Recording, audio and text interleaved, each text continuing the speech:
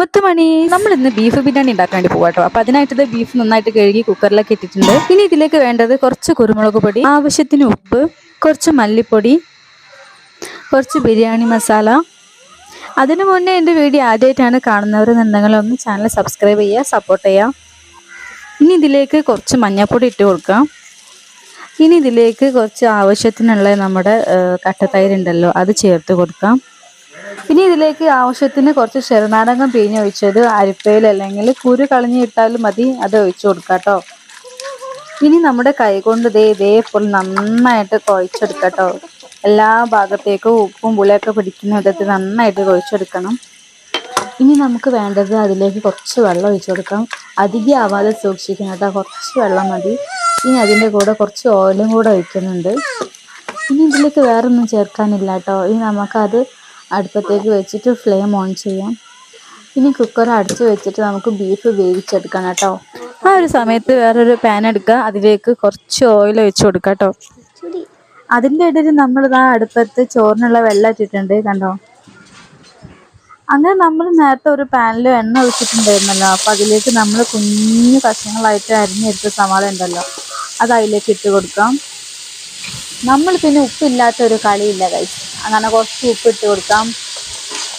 ഉപ്പ് എല്ലാ ഭാഗത്തേക്കും മിക്സ് ആവാൻ വേണ്ടിയിട്ട് നമ്മൾ നന്നായിട്ടൊന്ന് ഇളക്കി കൊടുക്കണം കേട്ടോ. എൻ്റെ ഉമ്മ ആയതുകൊണ്ട് പറയില്ല കേട്ടോ, നല്ല ടേസ്റ്റാണ് ഉമ്മൻ്റെ ബിരിയാണി. നമ്മൾ കുറേ വിചാരിച്ച് സെയിൽ ചെയ്താലോ എന്ന്, കാരണം അത്രയും ടേസ്റ്റാണ് ഉമ്മൻ്റെ ബിരിയാണി. എനിക്ക് ഭയങ്കര ഇഷ്ടമാണ്. നമ്മുടെ വീട്ടിലുള്ള എല്ലാവർക്കും ഉമ്മൻ്റെ ബിരിയാണി ഭയങ്കര ഇഷ്ടമാണ് ഗൈസ്. ഇനി നമുക്ക് ഉള്ളി ഒന്ന് അടച്ച് വെച്ച് വേവിക്കാം കേട്ടോ.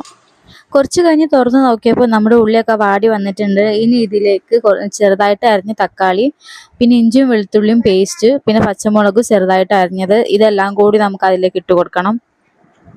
അതിനുശേഷം നമുക്ക് നമ്മുടെ പഴയ പരിപാടി തന്നെ മിക്സ് ചെയ്യൽ. അങ്ങനെ നന്നായിട്ടൊന്ന് മിക്സ് ചെയ്യാം.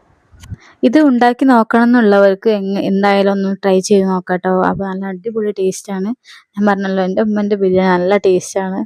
അപ്പോൾ നിങ്ങൾക്കും ട്രൈ ചെയ്യാം. എന്നിട്ട് കമൻ്റ് അറിയിക്കാം എന്താണ്, ടേസ്റ്റ് ഉണ്ടോ ഇല്ലയോ എന്നുള്ളത്. ഇനി നമുക്ക് നമ്മുടെ പഴയ സ്റ്റൈൽ തന്നെ മൂടി വെച്ചിട്ട് വേവിക്കട്ടോ.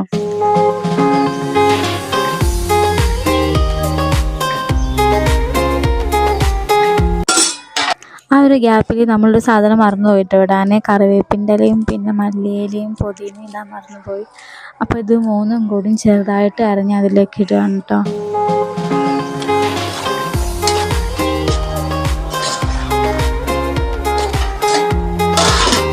അങ്ങനെ നമ്മുടെ ഉള്ളിയും തക്കാളിയൊക്കെ വെന്ത് കഴിഞ്ഞിട്ടുണ്ട്. അപ്പോൾ നമ്മൾ താഴത്തേക്ക് ഇറക്കി വെച്ചിട്ടോ. ഇനി നമുക്ക് വേറൊരു കാര്യം മറന്നു പോയിട്ടുണ്ട്, ജീരകപ്പൊടി ഇടാൻ വേണ്ടിയിട്ട് കേട്ടോ. അപ്പോൾ ഉമ്മ കുറച്ച് ജീരകപ്പൊടി ഇടുന്നുണ്ട്. ഇനി നമ്മൾ ഫസ്റ്റ് റെഡിയാക്കി വെച്ചിട്ട് ആ ബീഫ് ഉണ്ടല്ലോ, ആ ബീഫ് നമ്മൾ അതിലേക്ക് ഇട്ട് കൊടുക്കണം. ഇനി നമ്മൾ വേണ്ടത് അതിലുള്ള എല്ലാവരും ഒന്ന് ഒന്നിപ്പിക്കുക എന്നുള്ളതാണ് കേട്ടോ.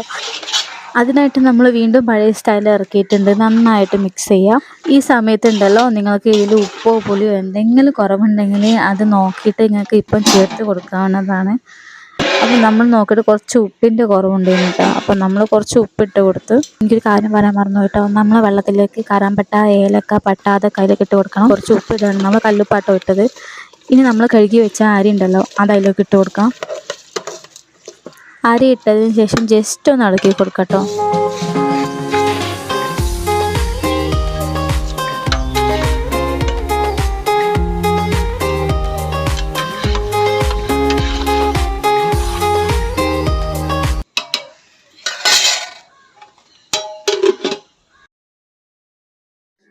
അങ്ങനെ നമ്മുടെ ചോറ് ഇവിടെ റെഡി ആയിട്ടുണ്ട് കേട്ടോ. നന്നായിട്ട് വെന്താളിയൊന്നും വേണ്ട, ശ്രദ്ധിച്ചിട്ടെടുക്കാം. നമ്മുടെ ബിരിയാണിക്കാണ്. അപ്പോൾ അതനുസരിച്ചിട്ട് നിങ്ങൾക്ക് എത്രയാണോ വേണ്ടത് വേവ്, അതനുസരിച്ചിട്ടെടുക്കാം. ഇനി നമ്മൾ നേരത്തെ ഉണ്ടാക്കി വെച്ച കായ ഉണ്ടല്ലോ, അതിന് മുകളിൽ വാഴൻ്റെ ഇല വെച്ചിട്ടുണ്ട്. ഇനി അതിലേക്ക് നമ്മൾ വെള്ളം ഊറ്റിയെടുത്തിട്ട് ചോറ് അതിൻ്റെ മുകളിലിട്ട് കൊടുക്കണം. ഇനി നെക്സ്റ്റ് സ്റ്റെപ്പ് എന്താണെന്ന് വെച്ചാൽ, നമ്മുടെ ബിരിയാണി മസാല ഉണ്ടല്ലോ, ബിരിയാണി മസാല അതിൻ്റെ ചോറിൻ്റെ മുകളിൽ ഇങ്ങനെ വിതറിയിട്ട് കൊടുക്കട്ടോ. ശേഷം വീണ്ടും നമ്മൾ ആ ചോറ് ഒന്നായിട്ട് അതിലേക്ക് ഇട്ട് കൊടുക്കാം. വെള്ളം അടിച്ചിട്ട് അതിലേക്ക് ഇട്ട് കൊടുക്കാം. ഇനി ലാസ്റ്റിൽ ഇതാ മുകളിലും കൂടി നമുക്ക് ബിരിയാണി മസാല ഇട്ട് കൊടുക്കാം. പിന്നെ കുറച്ച് ഓയിലും കൂടി ഒഴിക്കുന്നുണ്ട്. കഴിഞ്ഞിട്ടില്ല, ഇനി നെയ്യും കൂടി ഇടുന്നുണ്ട് കേട്ടോ ഗൈസ്.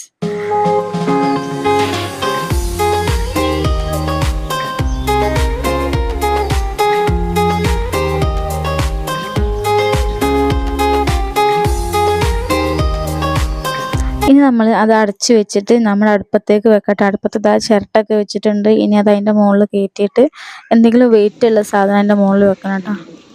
ഗൈസ്, അങ്ങനെ നമ്മുടെ ബിരിയാണി ഇവിടെ റെഡി ആയിട്ടുണ്ട്. ഇനി അടുത്ത പരിപാടി പാത്രത്തിലേക്ക് മാറ്റുക എന്നതാണ്. അങ്ങനെ ബിരിയാണി ആയപ്പോൾ നമുക്ക് എല്ലാവർക്കും ഭയങ്കര വിശപ്പ്. ആ സ്പോട്ടിൽ തന്നെ നമ്മൾ ചോറൊക്കെ വിളമ്പി ഇത് കഴിക്കാൻ വേണ്ടി പോവുകയാണ്. അപ്പോൾ ഇത്രയേ ഉള്ളൂ. ബൈ.